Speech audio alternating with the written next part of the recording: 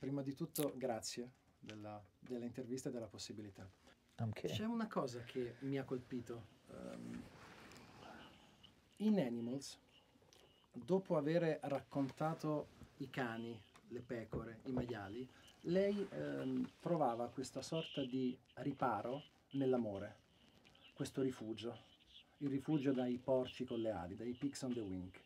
Per certi versi anche qui c'è un amore che salva. Gli ultimi 3 brani sono 3 brani in cui l'amore in qualche modo può salvare dalla brutalità della vita, del mondo e dalla parte peggiore di noi.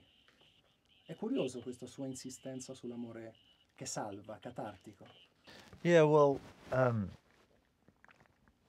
there is no question in my mind but that if we are lucky enough to experience love in our lives, love for a woman or any romantic love and other kinds of love, it has a transcendental effect upon all aspects of our life.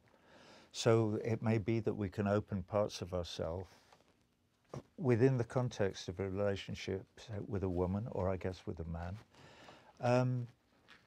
that improve our chances of being able to feel empathy for human beings in general, and so to understand, potentially to understand the predicament of others who are in situations less, where they're in danger or where their children might be in danger. And so it gives us more of a chance to express our energies in ways to empathize with and help other people rather than to engage in conflict with them, which is hugely important for all of us individually, but also potentially for the planet, which we're destroying at a great rate. And we need to put our energies into figuring out how to make life tenable for all the people of the planet, not just for the very few ones like Trump, who are powerful and wealthy and also crazy and damaged in a worrying way. In The Final Cut, l'umanità rischiava di scomparire. Maybe the human race is run. Dentro Two Suns in the Sunset. In Amused to Death, prendendo riferimento al testo di Neil Portman, l'umanità rischiava di nuovo di scomparire come se fosse stata uccisa dal proprio divertimento. Se possibile, in questo suo nuovo album, nella sua ricognizione dell'umanità, è persino messa peggio di prima. Non c'è stato alcun miglioramento, ma addirittura lei fa una radiografia persino più impietosa di quanto già non lo fosse 25-34 anni fa. È una sensazione mia sbagliata? That we're worse off now. You get that feeling, you say? Maybe in some ways we are, yeah. We certainly haven't made great strides to make things better. We're still attached to this idea that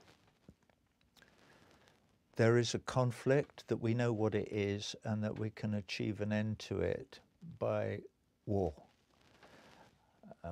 It appears that certainly in the last 25 years, well, maybe even since the end of the Second World War, no war or going to war has achieved any good result.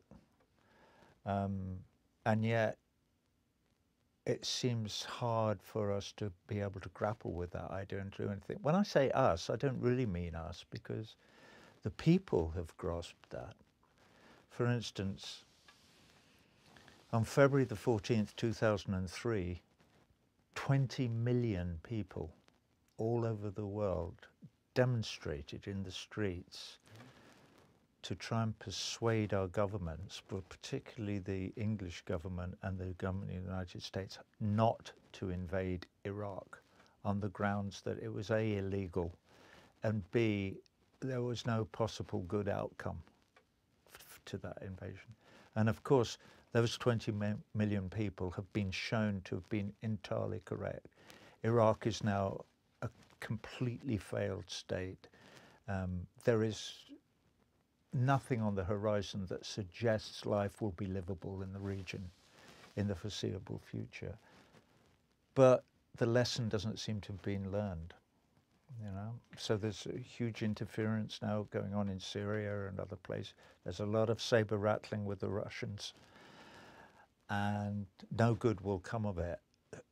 And clearly the 20 million people who demonstrated would suggest that what would be a good idea would be to think things through and start to have conversations about things, understanding that it serves no purpose to accuse everybody over there of being the bad guys while we're the good guys, so that we can have a fight about it. Lei più volte, anche nei suoi testi, ha citato e attaccato alcuni politici, White House, Maggie Thatcher, eccetera. Starebbe molto bene, immagino, in The Fletcher Memorial Home, Donald Trump. Yeah, I'm sure he'd be at home there. Credo anch'io. Nella canzone Birds on a Gale, a un certo punto si legge: c'è posto per me nella storia. Si è mai chiesto se e quanto ci sarà posto nella storia per Roger Waters? That's the lyric in that song has nothing to do with a bit of a place in history, in like the written history of anything. It has to do. The lyric says, "Is there a place in your story for me?" Yeah, but Okay, so but do you think that there will be ci sarà spazio per lei nella storia? Parliamo di lei e della storia della musica, e pensa che ci sarà un posto? I couldn't care less. No. I don't care. Ok. Quando ad esempio uscì Amused to Death, grande disco, capolavoro, ma l'impatto fu buono ma non straordinario. Lei stesso sostiene che era ai livelli di Animals o The Wall, e io sono d'accordo. Le pesa il fatto che per molti lei sia anzitutto un ex Pink Floyd e poi Roger Waters? Does it bother me? Well, the fact that I used to be in a pop group called Pink Floyd is neither here nor there, really, except it's important because it gives me some kind of a voice, I suppose. If I hadn't been in that group and that was successful, people might be less interested in the work that I do now. But I don't really care about those labels or about the history or whatever. People either get what I do or they don't get what I do. So people either understand or like the songs or are interested. People will either listen to this record or they won't listen to it. I prefer it if they do. I'm getting great reaction to this record and I'm really happy about that. I think Nigel did a great job producing it. I think it's a really good record. It says a lot of what I believe. The poem, Is This the Right Life We Really Want, which I wrote 8 years ago and I dipped into to find some ideas when we were in the middle of making this record. The fact that some of the monologue about the blacks and whites, Chicanos, Asians, or every type of, even folks from Guadeloupe, I never ever expected that to be anything other than a few lines in a very long rant that I wrote in 2008. So the fact that it's made it onto a gramophone record is good for me. I like it. I'm glad it's on the record because it's poetry, so it wasn't written as a lyric, and I don't think I would have ever been able to write a mono. It's almost like rap because it's a dissertation. It's not. It doesn't come across like a normal lyric. It's sort of spoken. So I don't know. I'm happy about that. Proprio in quel brano, Is This the Life We Really Want, ho avuto la sensazione che Godric abbia portato lei in territori musicali in qualche modo inesplorati, e quindi è stato bello il connubio tra lei e Godric, perché lì vi siete incontrati, c'è forse l'apice della vostra collaborazione. Yeah, it's interesting that track, the music came before any lyric was written on it, and then I took the music already recorded away with me into the studio and sat and decided what the song was going to be and what it was about and how it worked, and it took me a long time because it's very difficult actually for me to attach lyrics to something, to music that already exists. the music came about by taking some chords from a different place, and then writing a chord chart out, and at Nigel's insistence, Joey and Gus and Jonathan and I sat down in a room, and they gave me a bass guitar, and we went, okay, we're going to record this. All right, here are the chords. Ready, go. And Joey counted us in, and so that is one take. That is one take of the four of us playing some music. So I only ever played that song once on the bass, and then we would listen to it, and I thought, actually, because I resisted it. I said, I don't want to do that. I'm not. And Nigel was very insistent, and I'm glad he was, because I went, wow, it's actually pretty good. It sounds really good. And then I had to figure out what it might be about, and and that's when I started, well, hang on, what? And there was this old poem, and I thought, well, maybe I can use some of this, because I care about what's in this poem. I cared about it in 2008, and I care about it now, so that's how it became the song. A proposito di basso e bassisti, è vero che è stato Eric Clapton durante The Pros and Cons of Hitchhiking a convincerla di quanto lei fosse anche bravo come bassista, e che fino a quel momento lei fosse un po' insicuro delle sue qualità musicali? Yeah, Eric did. When we were making Pros and Cons of Hitchhiking one day, when I was going, well, I don't really play, and he said, rubbish, you play, you're a great player. And I was surprised that he said that, and I was encouraged by it as well, because I'd never thought of myself really as an instrumentalist. Well, I do now. I know that I have my own style of playing the bass, which is somewhat idiosyncratic, but I know I'm all right. I can do it. Le leggo una recensione che hanno fatto di lei, l'ha fatta un suo amico.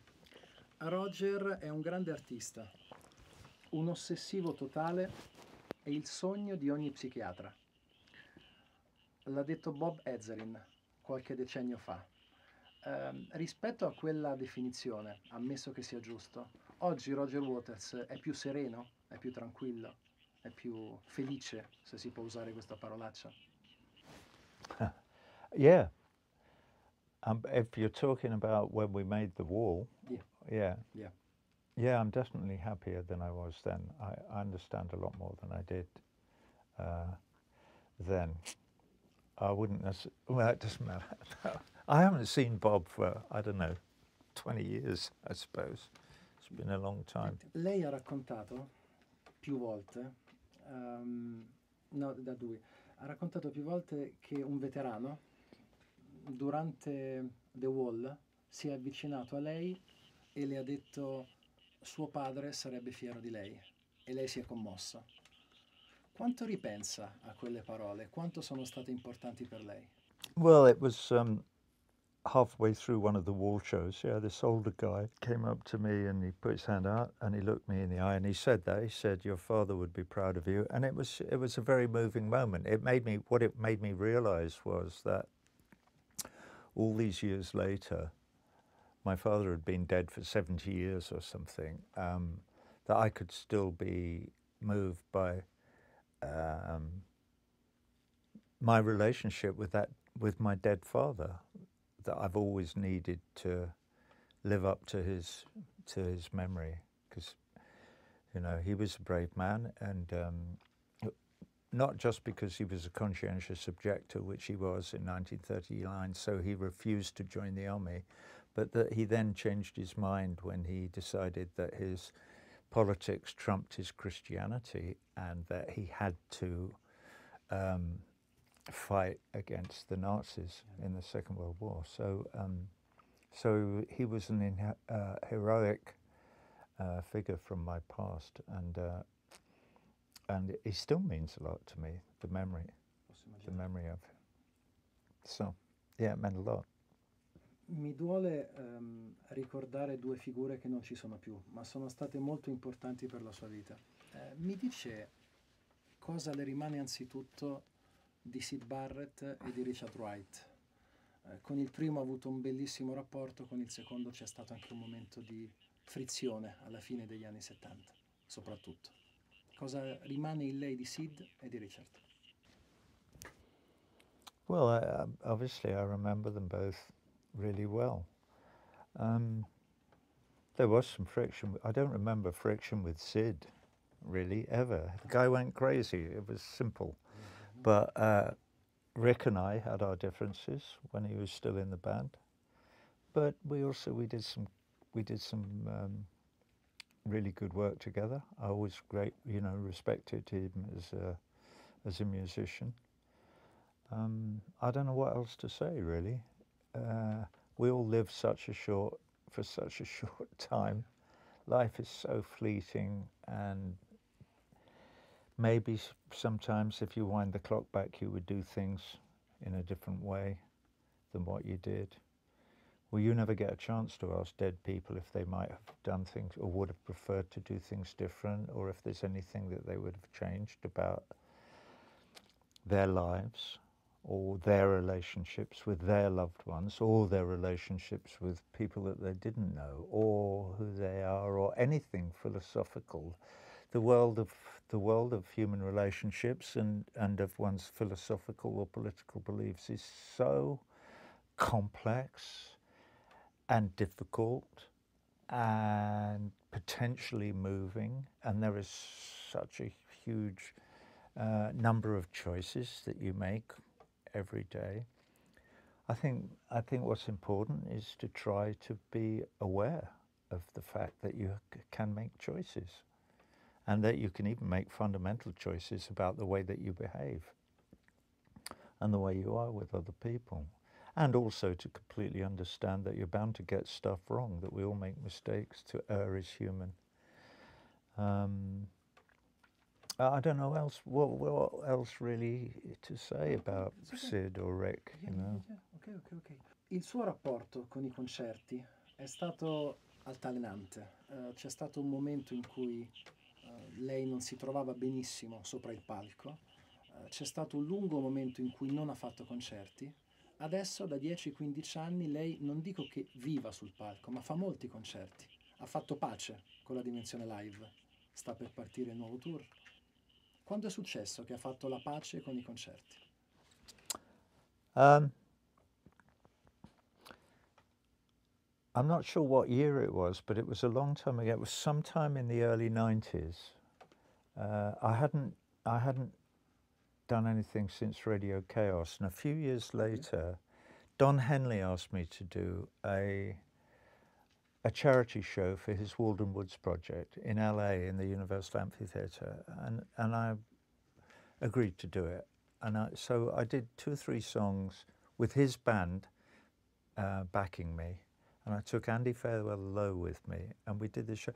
And when I walked onto the stage and I can't remember what song I did first, but doing it, there was this big wave of kind of warmth from the audience who were there. They started to applaud, and I felt some kind of thing like love from them. And it was at the end of doing those few songs that I did that night. 2 things happened. One, Chris Wright from Chrysalis Records, he was there standing in the wings, and he came up to me afterwards and he said, "Have you got a record contract?" And I said, "Yeah, I have. I'm with Sony." And he went, "Oh." And I went, "Why?" He said, "I never realised you were a performer." And I said, "Yeah, I am." But so he said that, but then also I'd come off stage and I thought, you know what, I really like this. I felt very relaxed, but I felt I like this relationship that I'm having with this audience here tonight. So it sowed the seeds in my mind that one day I was going to go back on the road and dip my toe into that pond again, which I did within the Flesh, you know, in '99 or whenever I went back on the road. Yeah. And since then I just thought, well, that went well, we'll try it again and do something else and something else and something else. And so here we are. Una volta Yeah. una persona a lei vicino ha detto, credo che sia una recensione perfetta, un uomo come lui si arrende solo quando muore. Lo ha detto David Gilmour. Ha ragione? What did he say, Dave? Un uomo said, come lui si arrende solo quando muore. Yeah. Ah, did he? Yeah, l'ha detto. Okay, well. Beh, è bello, non è male. Why not? Non è entusiasta, non so. Are you not so happy? I don't really care, you know. I mean, it's not something that engages me. You know, Dave and I, you know, we were in a band together for 20 years, and now we're not, and I never see him, and we have no relationship really, and whatever. So if he said that, he said it. I don't know why he would say that. I don't know why anybody would be interested, and you know, whatever. I don't. It's not. It's. I have so much engaging me now that is kind of irrelevant to me. You know, this is good. This work is good. I'm really happy that this record is going. I'm really looking forward to doing this show. The amount of work that is involved in putting this Us and Them tour on the road is enormous. It is impossible to do it in the time that is available, but we're doing it. I kind of like that. I like that pressure. It was always like that. It was impossible to put the wall shows on when I was in Pink Floyd. You know, it couldn't be done, but we did it. And I like the challenge of, maybe this is what Dave was saying, is, you know, you don't give up till you're dead. Well, I like having something to do. I don't like to be idle. Also, I like to express feelings. It is the bread of life for me to have a problem to solve, particularly a theatrical problem or a musical problem or an artistic problem. It's what makes me tick. It's what gives me the will to get up in the morning and have those 2 cups of espresso before I go, right, where is it? Show the, you know, let the dog see the rabbit. And I'm off, and I like work is what I like to work, and I'm really happy that I'm still fit and strong and healthy enough to go about my business. And if what Dave was saying is that I'll continue to do that till I drop dead, he's probably right. I probably will. So that's good. Complimenti per questo disco. Thank Non you. vedo l'ora di vedere il concerto Thank nuovo you. e grazie per tutto quello che ci ha dato e ci darà in questi anni. Thank you. Grazie. It's a pleasure. Thank you, Roger. Not at all. Thank you.